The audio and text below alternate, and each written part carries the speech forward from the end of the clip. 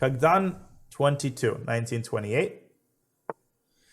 E4, C5, and let's see how the Smith-Morra holds up at this level. Now, again, those people watching on YouTube, I've been playing the Smith-Morra in the speedrun. I don't really know the Smith-Morra all that well myself, so I've been winging it, which has been a lot of fun.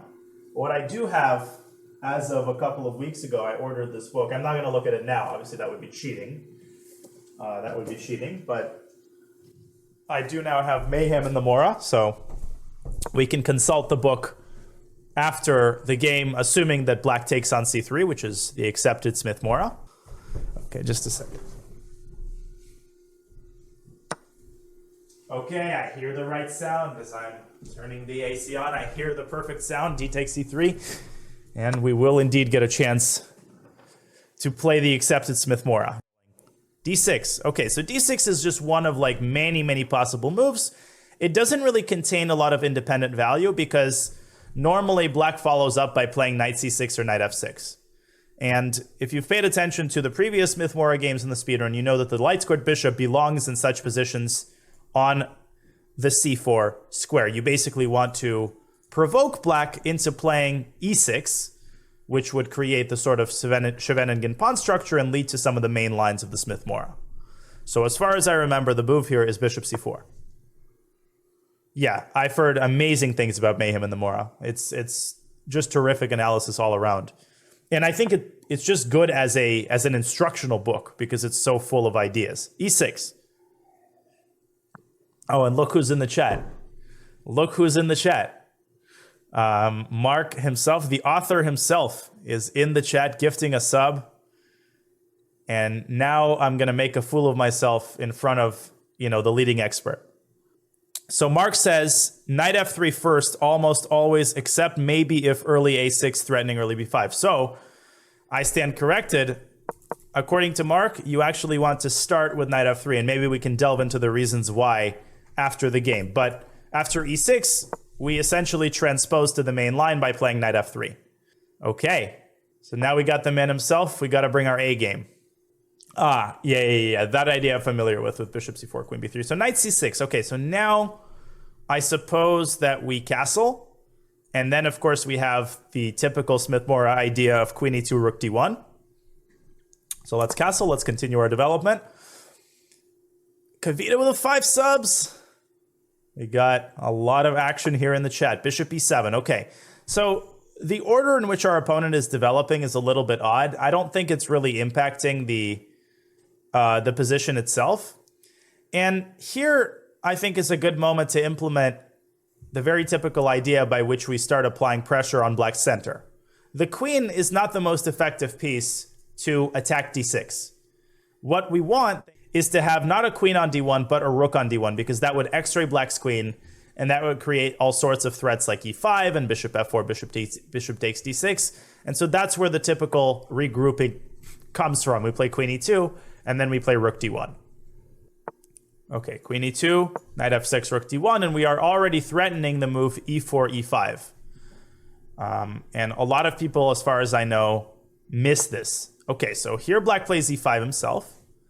I think this is actually the correct move, and embarrassingly enough, I don't totally remember what white's response is. I think it might be bishop e3. So we just want to continue our development casually. Let's get our bishop out. Yep, and Mark confirms that the move is bishop e3, and I do remember that there's this idea of going b4 in these positions to distract the knight from b4 and then take on e5, but I don't think it's the move here. I think the move is just rook ac1, and if black plays bishop e6, then we take on e6 and go b4. And Mark says that h3 is not necessary in this position, in these positions, because bishop g4 isn't really that inherently dangerous. There's no real easy way to put more pressure on the knight. Okay, so let's get this rook into the game with rook ac1. We have now completed our development. All of our pieces are in the game. And this is really the heart of the Smith-Morra, this position. So bishop e6. And Mark shared the interesting principle that you don't really take on e6 unless it wins material, unless you have something concrete as a follow-up. And here I think is a great idea is a great moment to apply this idea of going b4. So we go b4, and the point is that if knight takes b4, then we take on e6, and we have, I think, either knight takes e5 or queen c4. We'll have to cross that bridge when we get there. Black plays knight g4. Thank you, Dan Kama, for the 5 subs. Okay, so this move I already don't know. So now we're basically on our own, which is sort of exciting. My understanding of this position will be tested. Now, knight g4 hits the bishop. And at least intuitively, I would want to keep this bishop. So what comes to my mind, as kind of unsexy as this move looks, is just bishop e3 to d2. Because later on, we could chase the knight away with h3. So I feel like bishop d2 makes the most sense to me. Let's drop our bishop back. And I'm not too worried about like knight d4 in this position. Thank you, Anonymous, for the 1,000 bits. We got tons of support here. All right, knight back to f6. So our opponent is not against a draw. Very high level play by black here. Very, very high level play. And okay, probably the engine will recommend that white repeats moves here, but of course we want to play for a win, so maybe we can find something other than bishop e3. I do have one idea, which is to play, and Mark also played bishop d2, which is to play bishop d2 to g5, right? e3 is not the only square for the bishop. I don't love g5 as a development square because we're not really intending to take on f6, but it's the only other square other than e3. So I feel like this is better than nothing. So let's try bishop g5 and see how black responds to this. Okay, bishop g4. Ah, very impressive. Bishop g4 threatens knight d4. Bishop g4 threatens knight d4, which is now a very serious threat because it would essentially ruin our kingside. The game was bishop d2, knight takes b4. Wow. Yeah, we'll look at that after the game. We'll look at that line. I think in this position, we actually have to go back to e3 at this point. I think at this point, we have to go back to e3 at this point, or we have to play h3. But h3, there is still knight d4. So let's go back to e3. The plus side of this is that black no longer has the move knight g4 because now he's got a bishop there. Now he's got a bishop there. Okay, knight takes b4. So that's a second pawn. That's a second pawn, but the good news is that we can win that pawn back either by playing rook b1, which I don't like as much, or, and we have to speed up a little bit, let's play the move h3 and pose a little dilemma to this bishop. If bishop takes f3, then we're playing 2 pawns down, but we have the light squared bishop. If the bishop moves, I was going to say that we have knight takes e5, but I completely missed bishop d7, so our opponent is currently outplaying us. And we're going to have to play 2 pawns down, but I still think I've got a lot of compensation here. Let's play a3 to chase the knight away. Let's play a3 to chase the knight away. Okay. And now, let me think for a second. I know that queen a2 is a pretty typical idea in such positions, but black has this move knight a5. Yeah, no, I'm not too impressed with the path that this game has followed. Let me think for a second. But knight b5 gives up e4. So somehow whichever move we make, there's some sort of a downside to it. Let's play bishop g5. Let's play bishop g5. Let's again get our bishop to g5. And maybe this time I do want to take his knight. This time I kind of do want to take his knight. Okay, bishop e6. Okay, now takes and queen a2 is very interesting. But then black has queen d7. And according to Mark, you don't really want to do this unless you can guarantee that you win material. Thank you, Willie Taz, for cash. But nonetheless, I kind of want to change the structure a little bit. Okay, our opponent taking his time on f takes e6. Good stuff. And now let's play queen and swing it over to a2 and attack e6. The problem is after queen d7, I don't really see a follow-up. Yeah, I have a very, very strong feeling that we're going to lose this game. Let's try to double rooks on the d file. Let's try to double rooks on the d file. Let's double, well, rook cd1, he's got knight d4. This is starting to look like one of those games, but okay, we got to handle it in style. Okay, let's go rook cd1. Yeah, and unfortunately, black has this move knight d4 now. Otherwise, we'd develop some sort of pressure against the d6 pawn, h6. Yeah, I had to take the draw. That's the thing. I had to take the draw there, but I didn't think that... I thought I'd be able to get away with it. Little did I know who I was facing. B6. Wow. Okay, let's play queen b1. And then maybe knight b5. No, but now I have knight e5. No, oh, but he's queen e8, of course, yeah. So we have to go knight b5 and get it away from the attack. Yeah, this is... Yeah, we know what's happening. This is, I'm about 90 to 95% sure, but of course we will look after the game. It's just one of those games. But you can see by the time consumption, you can see by the way that he's outplaying me. And I honestly had a feeling after knight g4 already. The course of the game has only kind of served to confirm my suspicions. Yeah, the book is banned. It's all because the Smith Morra is a terrible opening. That's the reason we're losing this game. Right. Okay, let's play knight e2, knight b4. I'm still trying. The game is not over. The game is not over. I'm still trying. We want to go knight b4. We want to create counterplay against the queen side. Okay, let's go knight b4. And then maybe knight d3 and knight takes e5. If he goes a5. No, I think, well, not taking the bishop makes sense to me, but, you know, a 1900 would probably have made a couple of mistakes at this point. Okay, but now we have knight takes e5, so wait a second. Maybe this is not so clear after all. Maybe this is not so clear after all. Knight c3? Oh my god. Okay, all right. You win, my friend.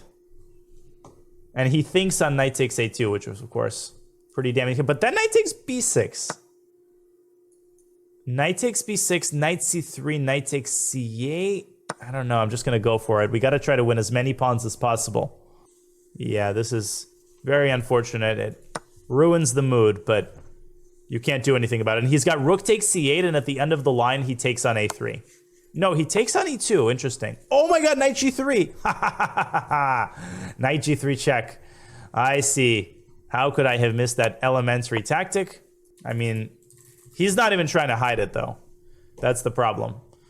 These people always puzzle me because they make it so incredibly obvious, and they expect to last on the site. It's pretty crazy to me. Yeah, Mark says he's faced knight g4 only once, and the fact that, you know, a random dude does it on chess.com and plays the super theoretically topical line, that already threw me off. The thing is, I'm going to try to flag him. He's got a little bit too much time. If he had a minute at this point, I'd have a chance. But unfortunately, he's playing too accurately, and he's basically going to checkmate me within a couple of moves. Rook takes f2 is coming. What's up? Yeah. No, of course. I mean, and he's thinking on rook takes h2. Yeah. He won't last another day. Played the wrong guy. Oh, and knight c3. I mean, he's clearly not a player at all, because he's not even playing on his own in this position. Yeah, we have zero chemistry. I mean, the author of the book comes in to help me, and I still lose to a 1900. I still lose to a 1900. You know how you know it's an engine? It's when, like, the middle game, there's this sense in which you make one little inaccuracy, and then you just get blown off the board. Like, it's not even close. Not a single one of your ideas even comes close to working. So you could kind of see that there. Once I declined the repetition, the game was over. It was like, not a single idea worked. And I'll be completely honest with people and say that I already knew what the truth was. I already had a sense when he played knight g4. Like, that was the moment when I could sense that something was a little bit off. Oh my god, d4, and then wherever I go, he checkmates me. No. Oh, knight f6 mate. Beautiful. That's a beautiful mate. Congratulations. Very nice. All right, so first order of business. I'm going to report him. All right. Yeah, okay, I'll this guy will not last very long. But it's interesting. Yeah, cheaters suck. I mean, it just sucks how many of these people there are. Yeah, I'll analyze anyway. We'll look with an engine. Obviously we will confirm. I violated my golden rule and I reported to him without actually checking the game explicitly. But I think everybody can forgive me for that.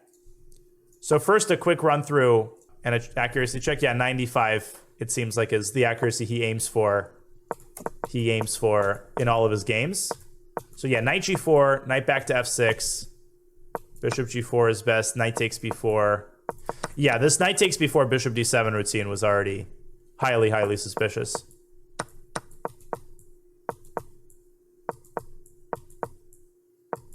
Yeah, I mean...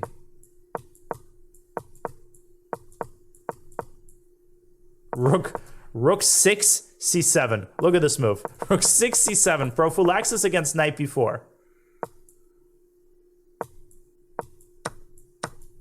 Yeah, I mean, okay.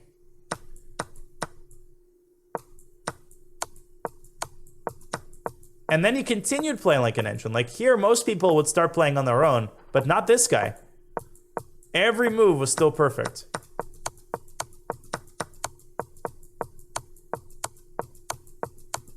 Yeah. Okay. So that is probably one of the most flagrant games we've ever had in that sense. But yeah, the critical position comes after b4. And I know that Mark analyzes this position in the book. And knight g4 and knight f6 is part of an annoying series of lines where players basically use the fact that they don't mind a draw to force you to essentially either take a draw or to go for a dubious variation. But let's see if we can find something that's not bishop e3 that yields reasonable chances. Of course, the engine is recommending us to play bishop e3. In this position, it appears that there's an interesting idea to play bishop takes c6, and this is stockfish at a very low depth, so you'll have to analyze this on your own. Bishop takes c6, f takes c6, and bishop c5 is an interesting try. Probably Mark is aware of this. And if queen... but now queen b8. And the idea is the bishop is trapped, but white has this move b5. White has this move b5, which opens up a pathway for the bishop to escape. Knight goes back to d8. Yeah, and probably white is worse here because the knight reroutes to f7, and black's pawn mass is going to be very, very well defended. It's going to be very hard to access any of the pawns, d6 or e6 here. So this is probably unsound. It looks like white kind of has to go bishop d2 and essentially has to repeat. It's funny because a lot of people, I think at a level of like 17, 1800, make a couple of very typical mistakes. Like I see queen c7 is a very tempting move. But immediately white develops this huge initiative. Cosine, thank you. Knight b5 and bishop f4 forces e5. And now you play... now you play bishop g5, threatening bishop takes f6 and knight takes d6. So black has to avoid a bunch of different pitfalls in this line in order to get to this position. So e5, bishop e3. Now bishop g4 is a very tempting move, but it leaves this bishop on c4 to operate uncontested. And the pin is not very dangerous as long as the bishop remains on e3 to defend d4. I think that is the primary purpose of getting the bishop out to e3. So Mark gives rook a c1, castles h3. Now if bishop h5, then you develop very strong kingside play with g4 and knight h4. I mean, pressure is coming from all sides here. And if black takes on f3, then you get total domination over the light squares. And what I like about the Smith-Morra is that in the main lines, it's actually rather positional. The compensation isn't purely, I'm just trying to checkmate you, and if I don't checkmate you, I lose. In some of the lines, the compensation is positional and gives you a chance to practice your positional skills. So it's a pretty versatile opening in the sense that it allows you to practice multiple skills. And it's interesting. Bishop h5, g4. Yeah, and of course, bishop h5, g4, knight h4. So bishop e6, b4. And now if knight takes b4, the idea is you play knight takes e5. And the storm surges. That's the line in the book. Bishop takes e6 and queen c4 is coming. Knight b5, a lot of different threats in this position. So this is something to dig around in. But yeah, knight g4, very interesting resource. Bishop d2, knight f6, and I should have repeated. And once I allowed bishop g5, bishop g4, I correctly played bishop e3. Let's see where my further mistakes were. h3, bishop d7. Okay, so far I'm playing decently. It looks like bishop g5 should have been preferred, followed by bishop takes f6 and rook takes d6. It looks like I should have gone for the d6 pawn as quickly as possible. Still not very good, but at least this would have afforded some degree of active play. Yeah, literally pawn down. Here I'm a pawn down for nothing, unfortunately. Now 2 pawns down. So yeah, a good exercise in theoretical knowledge. This is something that, if you're a Sicilian player for black, obviously this line is among the most reputable against the Smith-Morra. And if you're looking to improve your positional understanding with white, you know, sometime tomorrow you can spend some time analyzing this position. Just analyze it with an engine, find the games in this line, and learn from the analysis. Right? It's as simple as that. You can really improve your positional understanding just by casually analyzing certain positions. And there is, oh yeah, I forgot to mention that Mark's game actually continued. Bishop e6 here instead of knight f6. Bishop e6, f e6, queen c4, hitting e6.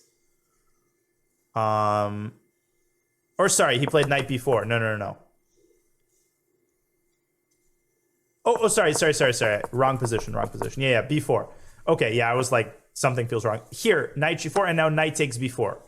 Knight takes b4 was Mark's game. Bishop b6, f e6, queen c4. Okay, that makes sense, because now you're forking the knight and the pawn. And now d5, e d5. So black cannot recapture because the knight on g4 hangs. So your opponent took on f2, king takes f2, and now made a critical mistake. He played e takes d5. Oh, and knight takes d5. I see. Yeah, the guy found all of the moves except the last one. So if queen takes d5, you play bishop takes b4 and you're up a piece. And if knight takes d5, you just move your bishop away to e3. And the knight cannot be defended. White is winning. So the key was for black to play rook c8 first. And of course, if the queen moves back to b3, then you have the fork on d3. But white has the interesting queen g4 attacking e6 from the other side. Knight d3 check with complete pandemonium. King f1, knight takes c1. You probably take here as an intermediate move. King h8, rook takes c1. And a very, very sharp position where black has counterplay against the black king. And moves like bishop a3 come to mind. But white's got the material advantage, the passed pawn. And, you know, the potential to consolidate because all of the pieces are nicely placed in the center. e4 is being prevented. And white's king can even walk toward the center with king e2. Yeah, this is exactly why the book is called Mayhem in the Morra. This is Mayhem. Bishop g5 maybe black should play. But another position that you can analyze to learn, you know, to learn the art of analysis. It's a very interesting line, yeah, with knight takes b4. But our opponent, in his infinite wisdom, knew to drop the knight back to f6. That's kind of an underrated thing to do, right? You just go somewhere, then you go back, and the concept that your opponent has nothing better than to repeat is a notion that a lot of people have a hard time wrapping their head around. People just don't like going back and forth, but sometimes you induce a certain move, and if your opponent doesn't go back to the square that he came from, you know, then you are the one who has benefited. So, anyways, hope you enjoyed the analysis. I'm exhausted. I'm going to call it a night, folks. But thank you, everybody, for a lovely stream, for great support as usual. Thanks for hanging out, folks. I'll see everybody later. Have a good rest of your night. Bye, everybody.